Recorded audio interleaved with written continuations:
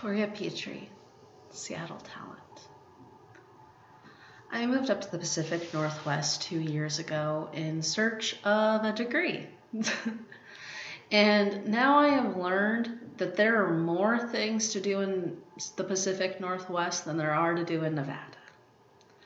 My personal favorites are hiking, going to the beach, and having a lot of fun and drinking a lot of good coffee at coffee shops. I love hiking because you just get to experience nature in its most purest form. I love walking through the arboretum that is on my campus because it's very close quarters with the trails, and you get to see all the trees and all the moss that covers them and realize that you are part of a very strong and intricate ecosystem that functions without you. And you get to realize that while this world isn't about you, you get to experience beautiful things. I also like going to the ocean and reading books. And I know it's kind of cliche and probably a lot of people have said it, but there's just something so cathartic about it. Being able to turn the pages to the beats of the waves and realizing while you're alone on that beach, the entire world moves to the beats of those waves. And I think that's something beautiful to dwell on. I also like going to the coffee shops because I really love coffee. As I said, I'm a student, so I am constantly tired, but also coffee just has that bittersweet taste that I think everybody needs in their life. The thing about coffee shops in Bellingham is they're not quite quiet, but they're not very loud either. But you could just hear enough bustle that you know everybody in there has a large amount of passion. And it's nice. And you get to see all the local artists' artwork on the walls of most of these coffee shops because everything in Bellingham is local, and I think that's how a lot of business should be. I mean, not all business can be because a lot of towns are small, but when you get a chance to, it's really nice to be able to support something you know and believe in. And that's kind of a segue into what I like to do in my free time. One of the things I like to do in my free time is I like to stand up for groups who are oppressed.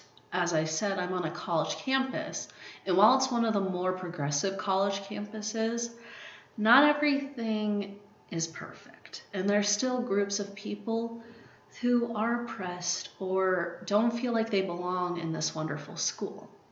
And I want to make sure that I can do anything for them as a cis white woman to go and make sure that they feel like they could be there, that they can exist just the way I can.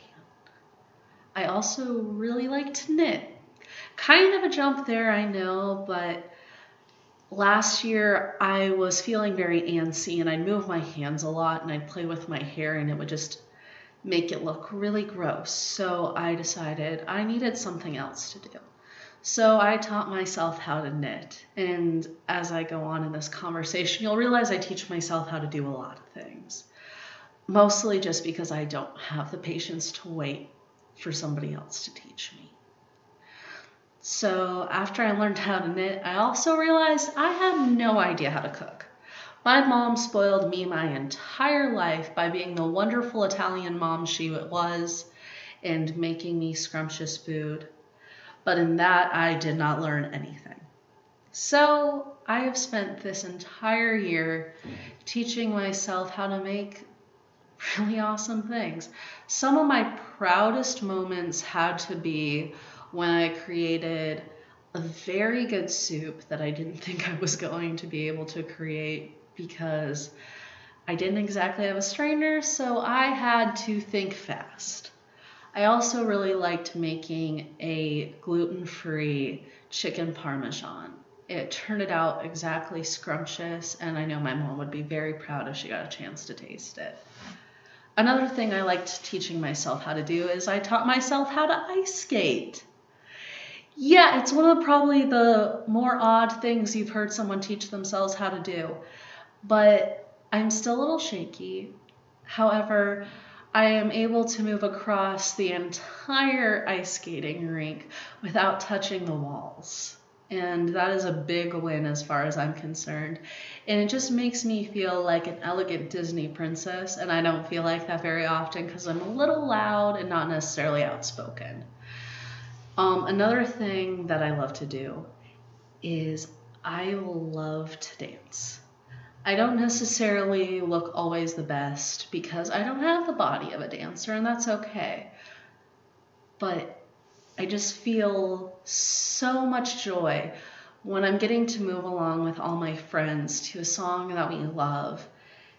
And it makes you feel very in control of your body, and sometimes I lose that. And I feel as though a lot of people in this world do lose control of our bodies because we're constantly being told who we need to be. So dance has been a really good way to do that. Another thing that I love to do is I like to kickbox. I took up kickboxing because I have two brothers that are 6'4", and I am 5'6" on a good day. So when they decide that it's time to gang up on me, I have the skills to take care of it. Some of the places I like to hang out, and as you could probably tell, I like to hang out at the ice skating rink, I like to hang out at the gym, but I also like to hang out at the front desk of the dorm that I live in.